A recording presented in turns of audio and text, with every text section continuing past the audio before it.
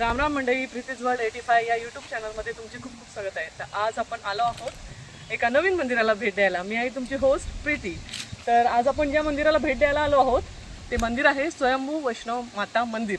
हे मंदिर कुठे आहे चला दाखवते। हे मंदिर विरार पूर्वेला जीवदानी माता मंदिर ह्याच्या बाजूलाच असलेल्या एका छोट्याशा डोंगरावर हे मंदिर आहे।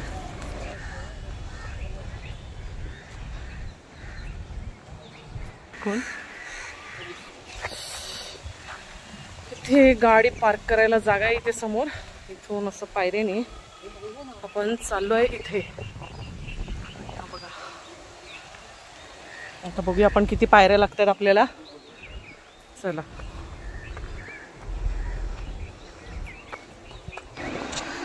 या वैष्णोदेवीच्या मंदिरात ज्या 3 देव्या आहेत त्यांचं इथे स्वयंभू वास्तव्य आहे आणि त्या जमिनीतून अशा हळूहळू वर प्रकट होत आहेत।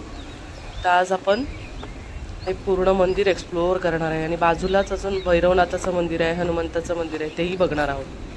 तर चला आता आपण हळूहळू वर चढूया। आता किती जास्त उंच आहे ते माहीत नाही कारण की आम्हाला काहीच आयडिया नाही, आम्ही फर्स्ट टाइम इथे येतोय। हा जीवदानीचा डोंगर आहे।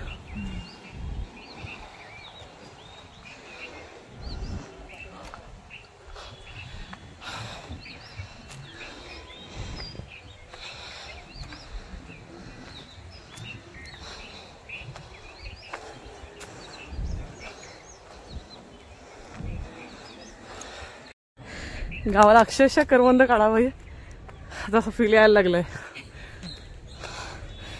आंबे, चिंच, बोरं, करवंद, काजू जमा करताना जायला कसा फील येतो तसा फील यायला लागलाय।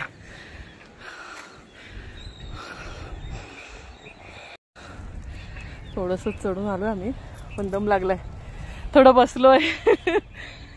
काजू गोळा करायला जातोय का असं वाटतंय। अगदी छान आहे गावचं वातावरण, गावच्या वातावरणासारखं वातावरण आहे असं काकींचं म्हणणं आहे।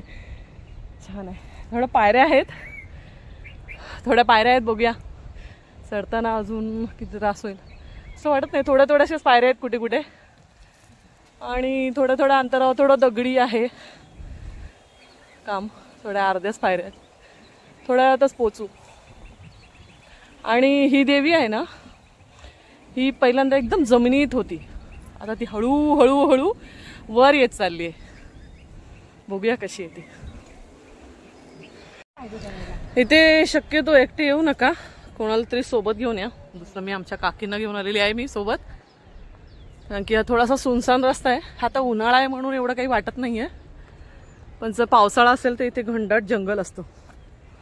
तर सोबत येताना कोणाला पण घेऊन या म्हणजे बरं पडेल, एकटं येऊ नका। आणि इथे येण्यासाठी खूप सोपा मार्ग आहे। विरारला ईस्टला आलात तुम्ही की ईस्टवरून तुम्ही रिक्षाने घासकोपरी येथे येऊ शकता आणि तिथून हा चालत रस्ता आहे। रिक्षावाले डायरेक्ट सोडतात वैष्णवदेवी मंदिर सांगितलं तुम्ही टेकडीवरचं तर तुम्हाला इथे आणून सोडतील लगेच पायथ्याशी, जिथे आम्ही आलो होतो पायथ्याशी। थोडा दिसत असेल तर माहित नाही, थोडा इथे आहे पायथा। ह्या 2 हे दिसतील तुम्हाला, टाक्या आहेत इथे, टाक्या आहेत मग समजून जा तुम्हाला इथूनच हा रस्ता आहे। आणि तिथून आतमध्ये शिरलं की डाव्या हाताने सरळ आलात की वैष्णोदेवीचा बोर्ड दिसेल, तिथून तुम्ही आतमध्ये शिरू शकता। आणि जर माझ्यासारखी तुम्ही 2 व्हीलर गाडी किंवा 4 व्हीलर आणली असेल ना तर पायरीपर्यंत येऊ शकता, नाहीतर त्या गेटपर्यंत पण येऊ शकता। जिथे मी तुम्हाला गेट दाखवला तिथे 4 व्हीलर गाडी येऊ शकते, 2 व्हीलर थोडीशी पुढेपर्यंत येऊ शकते। चला पुढे जाऊया, त्या पायरीवर जाऊया आणि मग बसूया तिथे जाऊन। थांबा एक वेळ, हा इथून आहे ना थोडा रस्ता दिसत असेल जो मी तुम्हाला बोलली ना, या टाकीच्या बाजूने हा रस्ता येतो। इथे टाकी आहे ह्या साईडला, 2 टाकी आहेत, तिथून असं येऊन हा डाव्या साईडला येतो। एक रस्ता उजव्या साईडला पण जातो, जो डाव्या साईडला येतो त्या रस्त्याने तुम्ही वर येऊ शकता। समोर जीवदानीचा डोंगर दिसतो ना, त्याच्या उजव्या बाजूला जो छोटीशी टेकडी दिसली तुम्हाला, त्या टेकडीवर एक मंदिर आहे. त्या मंदिराचं नाव आहे त्र्यंबकेश्वर मार्कंडेश्वर मंदिर. तर या मंदिराचा मी व्हिडिओ ऑलरेडी टाकलेला आहे, तो जाऊन तुम्ही बघू शकता. खूप छान आणि खूप सुंदर इथे सनसेट दिसतो. निसर्गाच्या कुशीत असं वसलेलं हे मंदिर आहे. पावसाळ्यात जा, उन्हाळ्यात जा, थंडीत जा, खूप सुंदर मंदिर आहे हे. आणि ह्या मंदिरात जाण्यासाठी फाटक आहे विरार वेस्टवरून. तिथून राईटला एक रस्ता जातो, तिथून 2 व्हीलर आणि 4 व्हीलर गाड्या पायथ्यापासून डायरेक्ट मंदिराच्या गेटपर्यंत हा रस्ता जातो. तर हा मंदिर एक्सप्लोर करायला विसरू नका, कारण की खूप सुंदर मंदिर आहे. पूर्ण 2 व्हीलर 4 व्हीलर गाड्या जातात. आणि बाकी डिटेल तर तुम्हाला माझ्या त्या व्हिडिओमध्ये भेटतीलच, तर हा व्हिडिओ जाऊन नक्की चेकआउट करा. तर चला, आता आपण थोडं अर्ध पोचलो आहोत. ट्रेनची पटरी दिसते बघा इथे, इथे दिसते. ही ट्रेन जाताना पण दिसेल आता.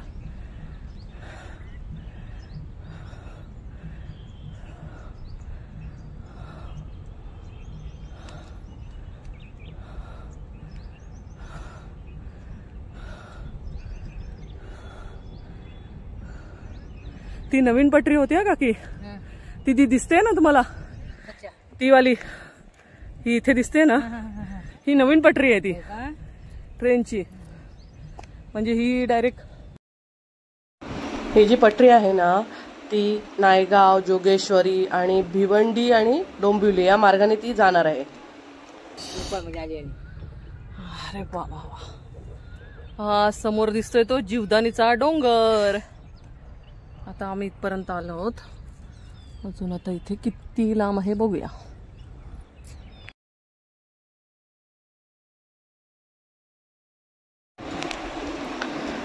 चला, आता इथून आहे ना एक ट्रेन जाते आहे डहाणू साईडला. ती ट्रेन बघूया आपण, ती पटरी कुठे आहे ती. हे बघा दिसते तुम्हाला समोर अशी. जरा कडेवर आली आहे मी थोडं सावधानतेने, पण तुम्हाला ट्रेन दाखवण्यासाठी आली आहे. हे बघा ट्रेन छान दिसते की नाही. इथून समोर तुम्हाला मध्ये मध्ये मी जीवदानीचा डोंगर ह्याच्यासाठी दाखवत होती की तुम्हाला त्यामुळे कळू शकेल की आपण अंदाजाने किती अंतरावर आलेलो आहोत. इथे काय पायऱ्या म्हणजे स्पेसिफिकली 400 किंवा 500 अशा पायऱ्या नाही आहेत. मध्ये मध्ये दगडी आहेत. जसं तुम्ही आता कोणी जर जीवदानीला पहिल्यापासून येत असेल तर त्यांना माहीत असेल 5 पायरीचा जो मार्ग होता, जास्तीत जास्त पायऱ्या नाही, कमी पायऱ्या आणि जास्त दगडी मार्ग, तर तशाच प्रकारचा हा मार्ग आहे. तर जीवदानीला जेव्हा याल ना तुम्ही, तिथे उजव्या साईडला असे 2 मंदिर आहेत. तर मी जे म्हणाली तुम्हाला, त्र्यंबकेश्वर मार्कंडेश्वर मंदिर आणि बाजूला अजून एका टेकडीवरती हे वैष्णवदेवी मंदिर आहे. तर जेव्हा पण तुम्ही जीवदानीला याल तर ह्या बाजूच्या दोन्ही टेकडीवरच्या मंदिरांना तुम्ही भेट देऊ शकता. चला, आता आपण पोचलोच आहोत. थोड्याच वेळात तुम्हाला मी पूर्ण मंदिर दाखवते. काय इज्जत ठेवायची का नाही ठेवायची, हे काय ग बाथरूम वाटतं असं. बाथरूम आहे की रूम असावे का? हो. आता आपण येऊन पोचलेलो आहोत वैष्णोदेवीच्या मंदिरात. इथून खूप खोल आहे. इथे एक मंदिर आहे छोटंसं. तिथून एक ट्रेन येते.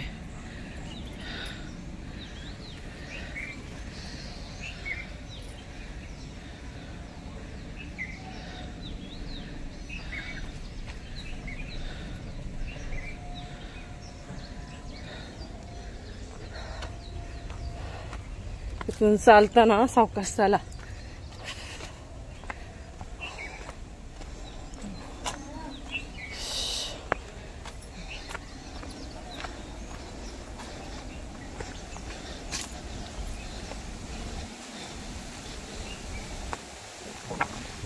आधी आपण हे समोर मंदिर दिसतंय ना, इथे जाऊया.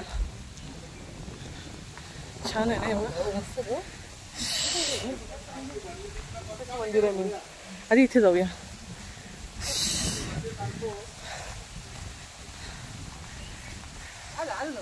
हो, पोचलो.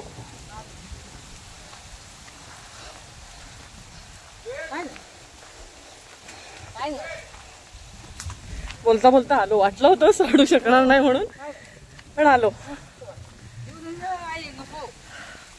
ही ग्लोबल सिटी आहे दिसते. ही ग्लोबल सिटी आहे ही. आणि ब्रिज कसला झालाय नवीन आज दिसतोय. हा बघा या साईडला आहे ना. हा समुद्र पूर्ण दिसतोय.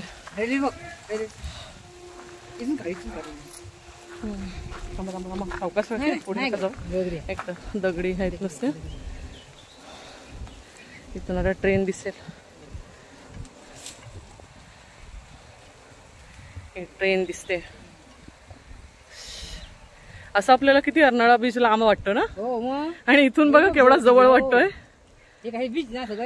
तो बीच आहे पूर्ण. बीच आहे. ग्लोबल सिटी आहे या साईडला. किती जावं लागते. आणि असं वाटतं ना केवढं लांब वाटतं. असं पूर्ण विरारचा वेस्टचा भाग आहे हा. आणि ह्या साईडला ईस्टचा भाग आहे. हा ईस्ट आहे इथं. हा ईस्ट आहे इथं.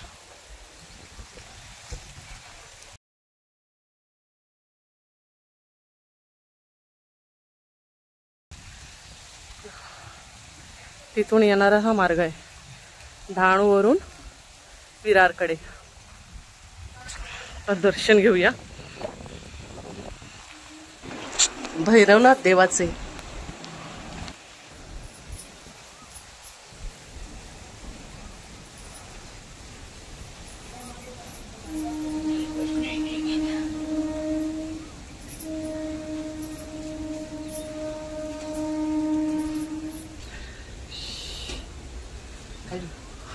शिवाय ओम शिवाय नमस्तुभ्यम.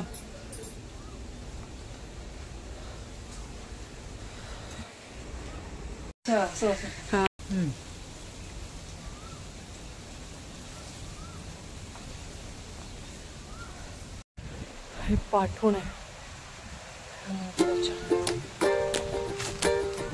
पाठवून एरिया.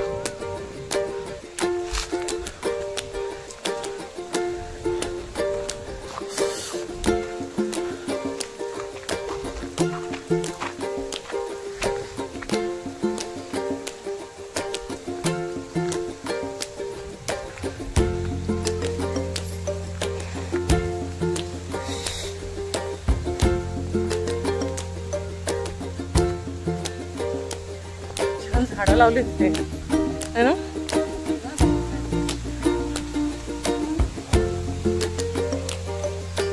ईस्ट एरिया आणि हा ईस्ट एरिया.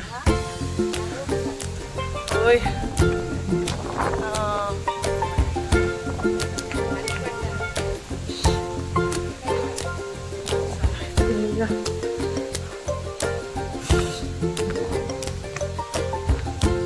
तेच काढूया ना.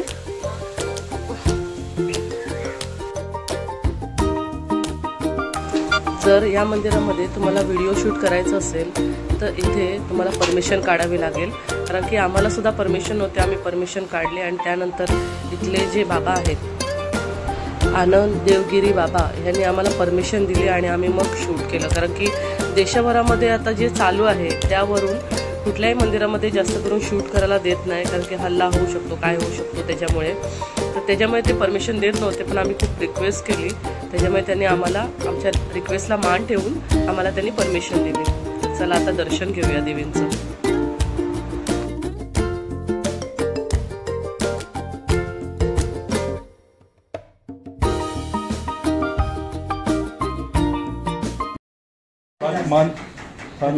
ती आता महामंडलेश्वर म्हणून त्यांची समाधी झाली त्यांची. हा ही त्यांचे गुरु बाबा गरीबगिरी महाराज. ओके.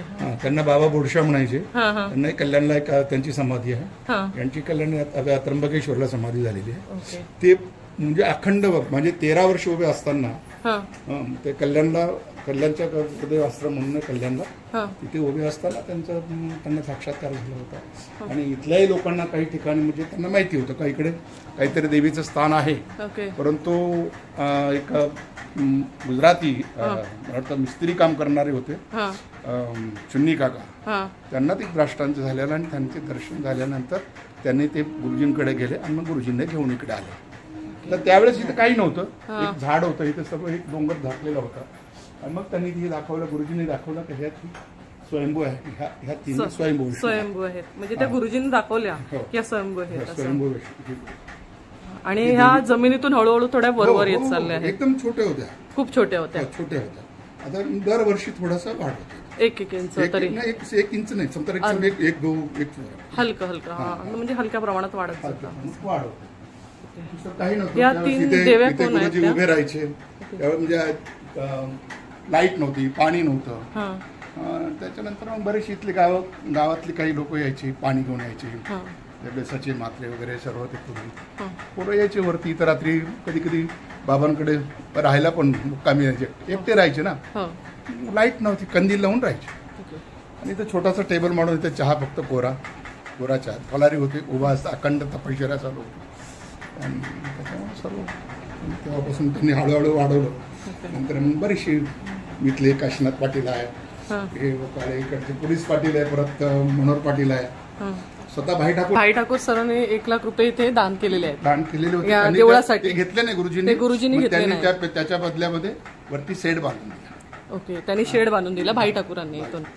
म्हणजे या देवीचा जो आहे शेड तो त्यांनी वरचा भक्तांकरता सध्या जीर्ण झालंय. आता त्याला बरीचशी वर्ष झाली, 15 वर्ष झाली त्यांना. पहिली आहे ती ही महाकाली आहे, पहिली आहे ती. आणि मधली महालक्ष्मी आणि ही महासरस्वती आहे ना. ओके. चैत्र नवरात्रीला म्हणजे इथं चैत्र नवरात्रीला उत्सव होतो. चैत्र नवरात्रीला भंडारा होतो, रामनवमीचा भंडारा होतो. इथे होतो ना? हो, इथे मंदिरात. म्हणजे त्या दिवशी भक्त मंडळी इथे 9 दिवस पूर्ण घटस्थापना होते ना. घटस्थापना करून आपण त्यांच्यावरती रोजची अभिषेक, पूजा, रोज देवीचा अभिषेक आणि पूजा होते. म्हणजे जीवदानीला आल्यावर या मंदिरात आलं तर माझा डेली चालू असतो. हा डेलीचाच करतो, परंतु सार्वजनिक जे असतं नवरात्रीच्या दिवशी, रामनवमीच्या दिवशी ते सर्व करतो. आणि साधू लोक येतात, त्यांना मग वस्त्रदान, दक्षिणादान. तुम्हाला पाहिजे तर मी एक माझ्या मी ज्यावेळेस शूटिंग केलं होतं तर त्यावेळेस तुम्हाला पाठवेल मी तुम्हाला याची माहिती.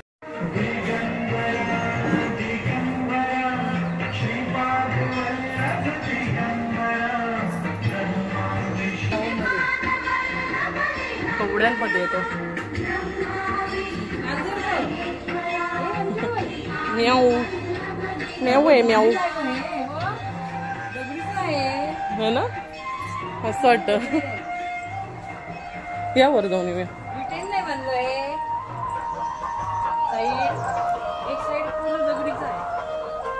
इथून आहे हनुमानाचं मंदिर, बघूया चला.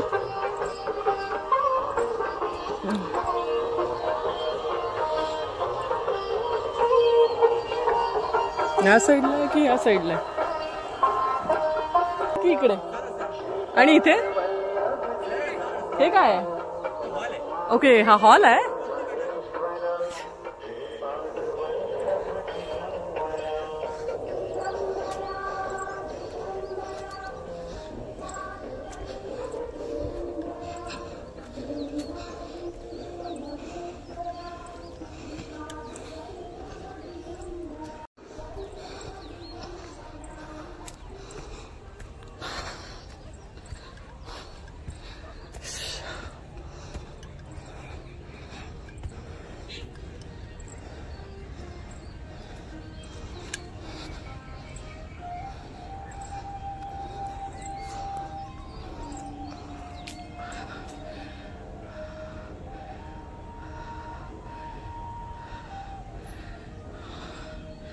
हे पण स्वयंभू असं हनुमानाचं मंदिर आहे.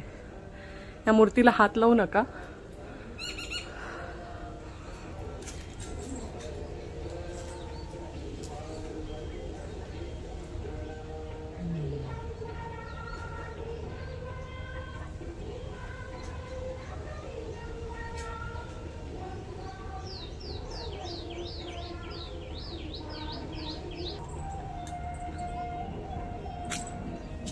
हे जे बाहेर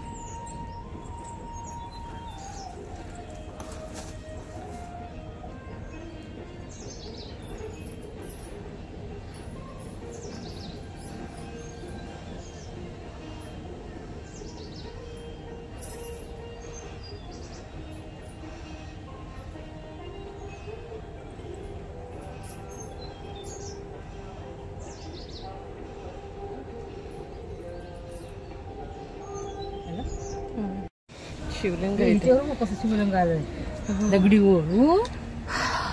नागाचं चिन्ह आहे ना, नागाचं चिन्ह आहे छान ना. आणि शिवपिंड किती सुंदर आहे बघा. इथून बघून येऊया काय आहे.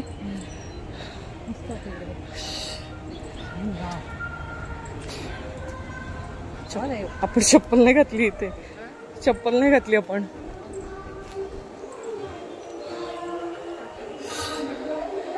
मंदिरा पाठीमागे मस्त असा हॉल सारखं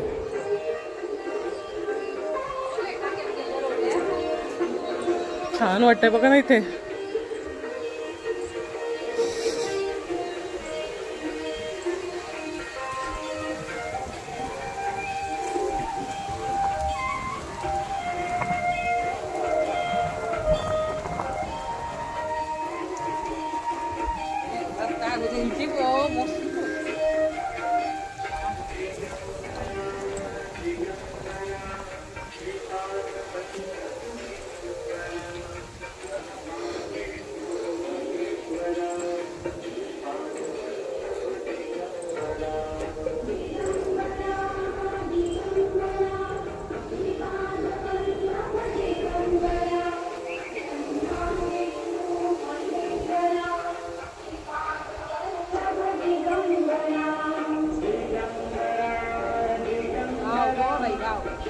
मस्त वाटतं ना.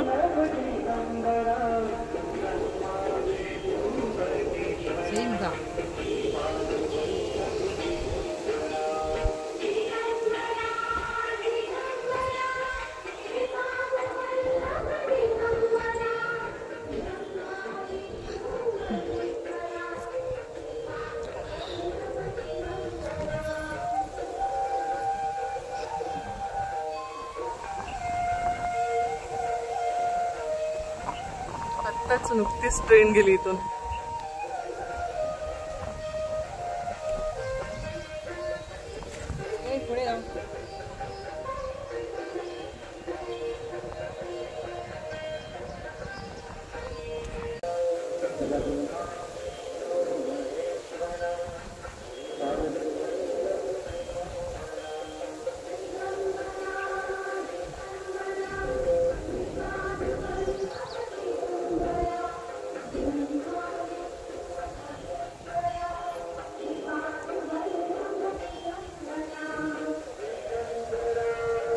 मातेचं मंदिर आहे. इथून आपण वर आलो या साईडने आणि हे आहे हनुमंताचं मंदिर. चला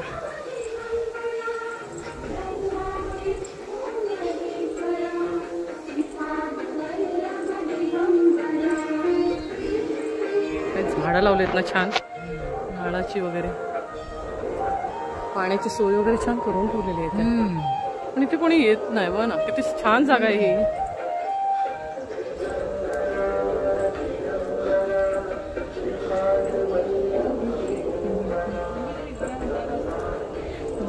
महेश्वर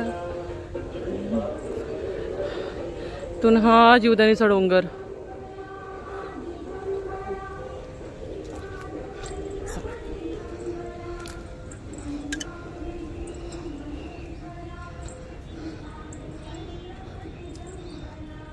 आता इथून उतरूया खाली.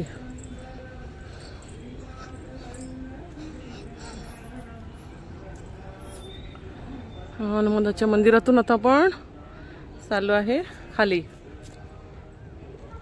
हा जीवदानीचा डोंगर आणि हा पूर्ण विरारचा परिसर. इथून आहेत पायऱ्या. चला खाली जाऊया.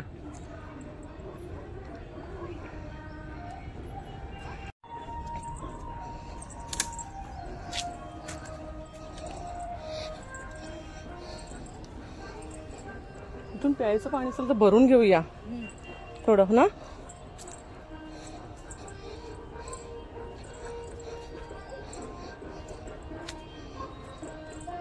माझी पर्स हाय, विसरलीस मी.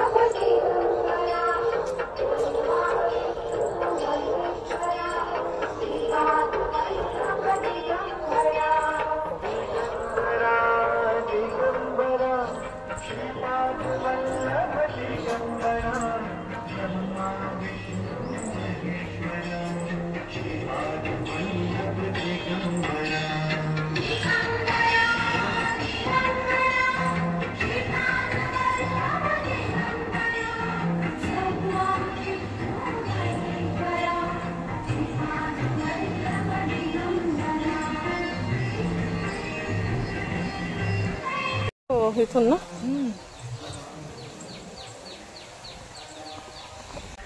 इथे कचरा कुंडीची छान सोय आहे.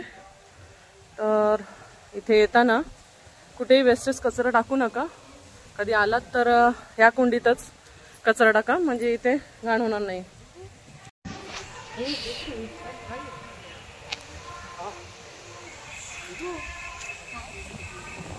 किती छान आहेत ना हे फुलं, छान आहे ती, अशी वेगळीच आहेत ना. झाड आहे त्याला ते जसे आले ते वर पण छान आहे ती, छोटी छोटी सुरुंगासारखे सुरुंग असते ना.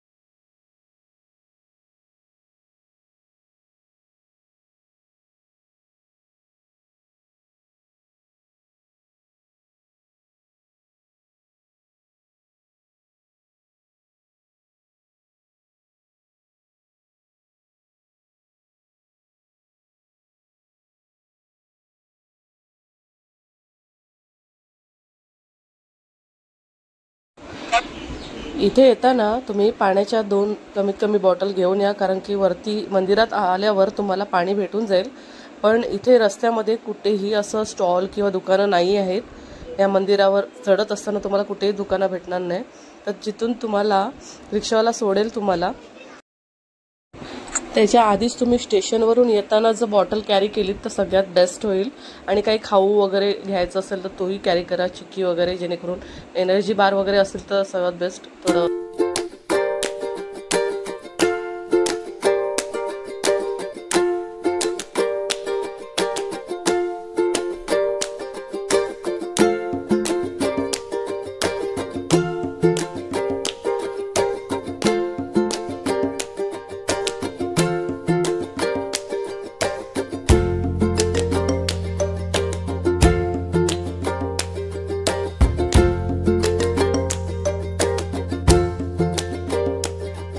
माहिती तर दिली छान.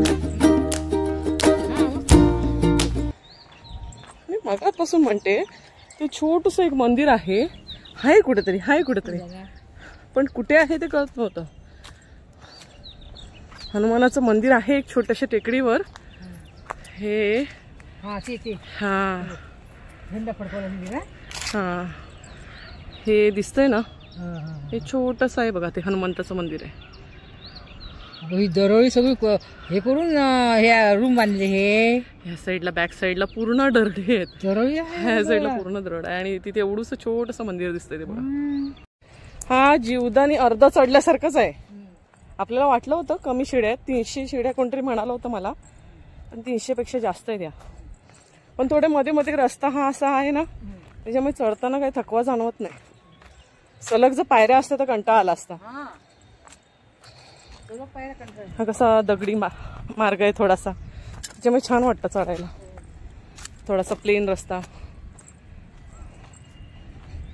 त्यामुळे चढताना काही वाटलं नाही एवढं. आणि कसं गरमीचा वेळ आहे ना, त्याच्यामुळे आपल्याला थोडा थकवा जाणवला. थंडावा असतं तर मस्त वाटलं असतं अजूनच. थंडीच्या दिवसात आलं का अजून छान वाटेल. आणि पावसात तर काय बघायलाच नको. काय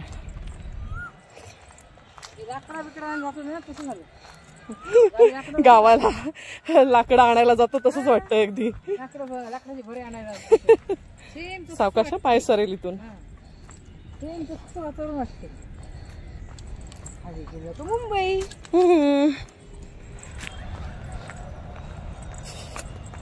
सावकाश आहे काकी.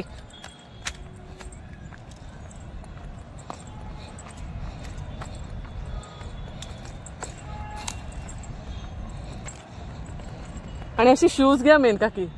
शूज बरं पडेल. थोडा घरगळीत रस्ता आहे ना मध्येच. माती कशी सुकलेली आहे ना, पाय स्लिप होतो.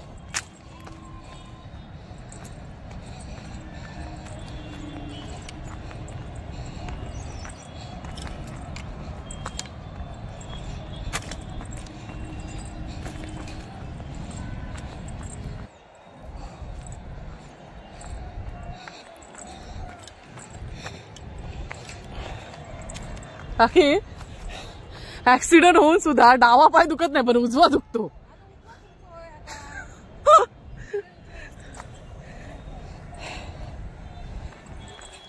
उजवा का दुखतोय कळत नाही.